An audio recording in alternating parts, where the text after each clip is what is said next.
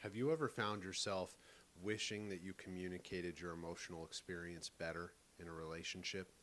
Have you ever wanted to communicate your emotional experience in a relationship but found that you're not 100% sure how?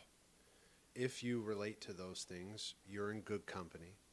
There's a lot of people in the world who feel exactly that way, and they search for better ways to do that. And I was one of those people as well early in my growth process. And thankfully, good people showed up and shared information like the piece of information I'm going to share with you today. Today is a simple reminder on our communication boundary, how to verbalize a boundary in a relationship, whether it's a friend, a loved one, a family member, a significant other. When we are in relation with people, we're going to see their behaviors and they're going to see our behaviors. And a good rule of thumb that when I'm working with my clients, I remind them is you can't just go to someone with one example of a behavior and expect them to change, right? And well, we can't really expect anybody to change. That can be really dangerous grounds. But what I would say is that you've got to come with examples. You've got, if you don't like something that's happening in a relationship, for instance, let's say someone is engaged in a behavior that really annoys you, right? But you can tolerate it enough. It's not so destructive in the relationship, but you know that you guys want to talk about change, or maybe you have talked about changing that behavior before, but nothing's happened. Well, you want to take at least 3 examples is the rule of thumb. So let's say somebody doesn't fold the laundry the way that you want them to. You've got to take to them at least 3 different examples of the way that they haven't folded it the way that you wanted them to be able to communicate it to them. So it goes something like this. When you bunch up the laundry in big balls, right? When you throw all the laundry on the bed and leave them for days, when you throw all the dirty laundry in the corner, I feel X, Y, and Z, and my request is that we put the dirty laundry here. When it's done, we fold it and we put it away here. Now, if you notice, I gave examples, I communicated my emotional experience, and I made a vulnerable request. These are the layers of what we would call a talking boundary.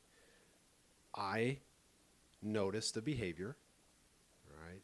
Notice it's not an attack. You do this, you do that, you've done that, you're doing this. It's I notice this behavior, right?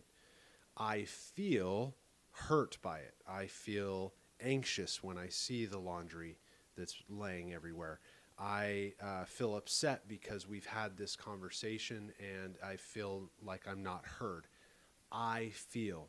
And the importance of I feel is extremely necessary because it's not attacking. It doesn't pin anybody in a corner. And the most important piece is that nobody can deny your reality of what you're feeling. Right? So if you communicate that you notice the behavior, right, that's the part that maybe people could refute. Maybe they could say whatever they want about the laundry behavior, right? But if you bring multiple examples at a certain point, it's going to be really hard to refute.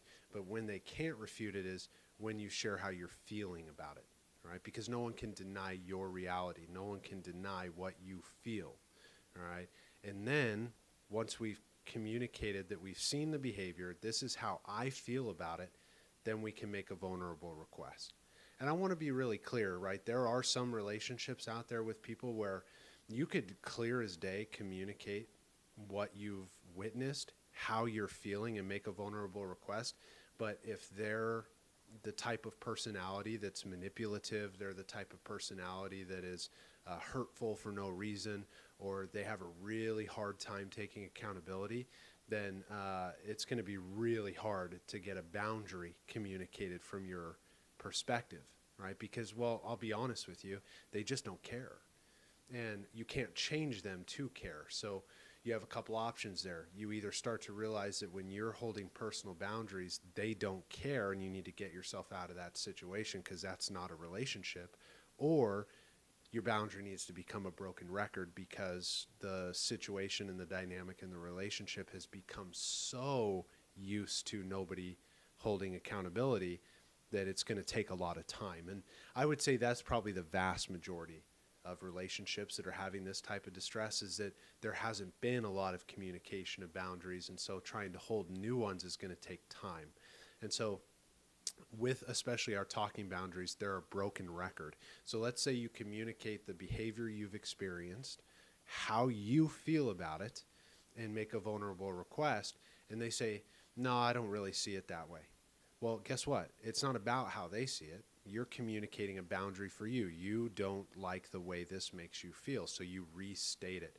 You know, if I state to someone, I feel upset, and they say, well, why would you feel upset about this? I don't then justify why I'm upset. I share with them when, let's say somebody says something hurtful, right? They've made a derogatory comment. When you say something hurtful, I feel hurt.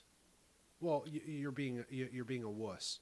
When you say something hurtful, I feel hurt.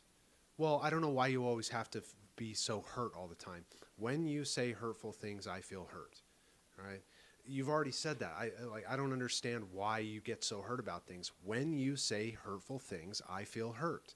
Notice, I didn't change the way I'm communicating how I feel just because they have some kind of other way they want to justify bad behavior. I don't change my boundaries personally, and my boundary in that situation is that I feel hurt. That's a boundary, all right?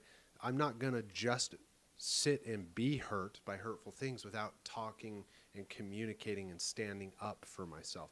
This is also a part of assertiveness. I'm going to communicate my emotional experiences because I deserve to take the space that I'm afforded. I deserve to communicate what my experiences are. And what I've found in my life is that the people who are willing to respect that are those who have remained in my life, and the ones who don't and weren't willing to respect that, they're not around anymore. And that I guess is ultimately the bridge, is like, if my boundaries have to be a broken record, I'll give that opportunity to good people, right? I won't be upset with someone if I have to communicate over and over again that I'm feeling hurt, as long as at a certain point it's respected. But if I've tried 10, 20 times and that person isn't going to change and they continue to engage in the same behavior that violates the way that I feel, then I have to take accountability and ask myself, why do I continue to show up here when I already know what's going to happen? That becomes then my physical boundary. I'm going to take physical space and no longer associate with that person. So communicating our boundaries isn't exactly easy, and it takes time to practice.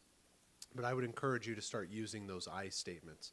If somebody's engaging in a behavior in your life that's hurtful, right, or that you don't like, bring examples and be as calm as you can, be as respectful as you can. Bring examples of what those behaviors are.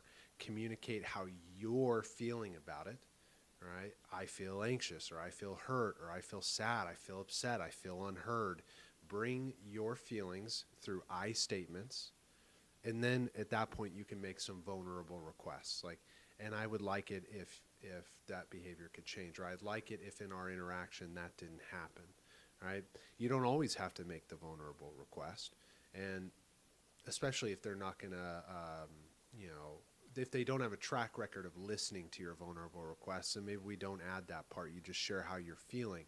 And at a certain point, I guess what I would say really, even to any of my clients, is if you've attempted multiple times and it's still hurtful and they're not making any marked changes, then the next is a physical boundary, and that physical boundary is space. And that's something we can talk about in further videos of how to get that space. But a really good way to start with that is by getting with a therapist and taking some space, even if it's just for an hour a week, to talk to someone about the things that are distressing you in relationships. So I would encourage you to talk to someone about those things if you related to some of the information today and want to practice some of these things a little bit more in depth. As always, if you're listening to this and you struggle in other ways, maybe you struggle with some unmanageable substance use, right, or you've had a history of that, I would encourage you look into 12-step recovery support groups, Alcoholics Anonymous. They're the people who are going to help you find long-term sobriety and lasting recovery. If you're a friend or family member of someone who's struggling with substance use or another type of unmanageable behavior, then I would encourage you to look into the program of Al-Anon. These are a group of friends and family members of alcoholics and those who struggle with various addictions, and they can help you find the answers on how to detach and how to find peace and serenity in your life. But as always, those are just my thoughts. I'd love to hear more of your thoughts in the comments below, and that's all we got for today. Take care.